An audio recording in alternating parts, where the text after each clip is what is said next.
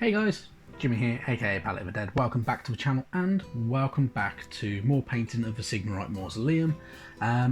If you enjoyed the last video, drop a comment down below as per usual. And as always, if you like these videos, please hit the like button, subscribe to the channel, all that good stuff. If you haven't seen the last video, I will put one of the info cards up in the top right hand side of the screen now. That'll give you the chance to watch that video, check it out, and it's part of the building parts. This bit is essentially in two parts in one video. I'm going to just crack on with it because it's going to take a little while to get through. But we're going to start off with the base plates for the buildings. So, starting off, same as usual, it's been painted using the light grey primer from Wilco's. Easy to spray, quick, done. Just make sure it's in the right temperature. All I'm doing here is I'm highlighting certain slabs from the brickwork on the floor and doing these in Storm Vermin Fur, and then picking out, and as you can see, it jumps over to pick out other bits using Dawnstone, and I also do this with Mechanica Standard Grey as well. The reason for doing this, it looks decent when you've got different shades of grey. Although the non-oil is going to dilute a lot of them shades, it's going to make them look a little bit ropey here and there. It gives it a nice picking out of extra detail. So if you're not shading over with normal oil, it will have that nice kind of greyish colour. And I'm also doing it over certain of the stone caskets as well. As you can see, just fair with that I'm doing with, I think that's Mechanica Standard Grey. So yeah, and it works quite well. Then I decided I'm going to paint up some metallic work on certain kind of like burial tombs by using some Ironbreaker on things like shields, and now I'm using Scorpion Brass on the big massive one in the middle because it looks like it should be metallic out of all of it, and this is going to be sat inside one of the buildings, so it's not necessary to have it quite highlighted. Now all you can see is all I'm doing, bonging a load of Norn oil over the entirety of the base plate. This gives it a nice good wash. As you can see, it does darken up certain slabs, and it does kind of make certain ones that you've painted over look a little bit rough. And then after that, go straight on to painting the dirt and the ground around the certain tombs with Gore-4 Brown. You can do this with different colours, so your Dryad Bark would work quite as well if you're going to dry brush over something like a Gore-4 Brown over the top of it as well.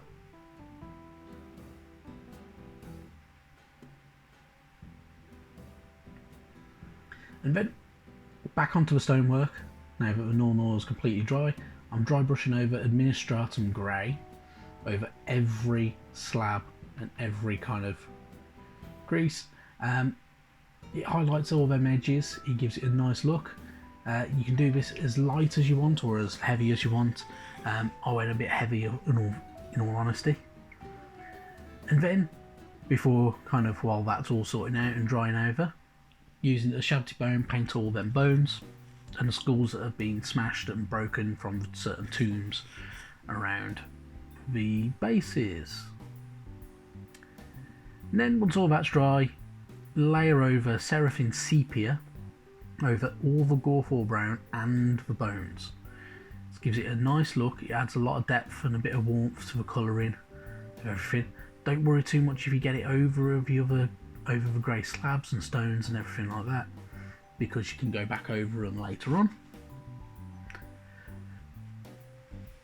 But once that's dry, go back over the bones with a shanty bone again. It highlights all them bits and pieces, makes them look really, really good, and is not too bad in the end, and it makes it look really, really quite cool. And you can add extra highlight pieces to other parts as well, things like the metal work. Add some silver, add some like Ironbreaker to the bolts and stuff like that. You can also go back over things like the shields as well, which makes it look pretty decent. It ties in with quite well with the buildings that you've already painted if you've done it in a very similar way.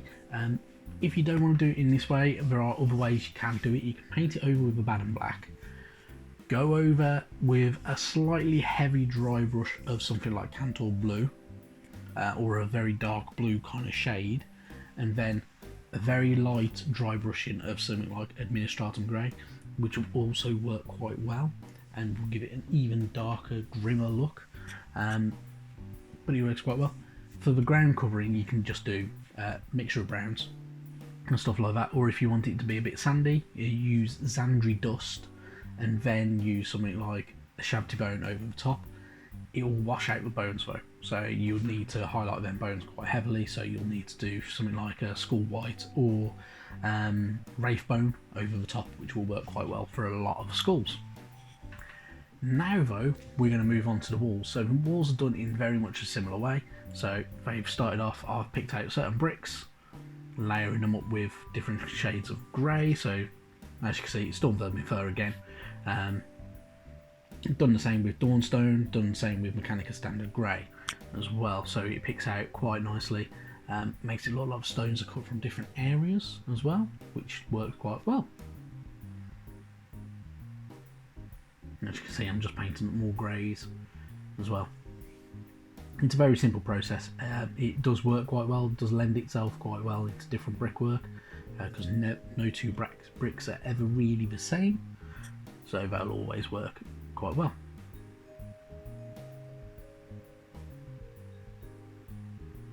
As you can see, this wall piece has quite a lot of detail in it. It's got a lot of skulls on there. It's got some flowers and some leaves. It's got some metallic work, like that iron gate. And the two rings that are in the wall. As you can see, I'm painting them over with good old Ironbreaker, and then using Scorpion Brass on the actual holders for the rings. You don't have to do this. You could do this just with Ironbreaker and it will look just as good, and it's entirely up to you though. And then slapping over Norn oil. You're going to use a lot of Norn oil if you're doing it in this way, in all honesty, as I can pretty much attest, because I am scarily low on it. Then same as before, Gorthor brown over the base plate bits, so the bits where it's going to be standing up and there's going to be mud. A layer of Gorthor brown over the top, works really quite well. And then dry brush over Administratum Grey. Do it as lightly or heavily as you want. I think I went a little bit heavier than I probably would normally, but it still looks pretty decent. It's kind of lightened up a lot of it, a bit more than I probably wanted. Yeah, and then for some reason there's a bit missing out there, painting up them skulls with Shabty Bone,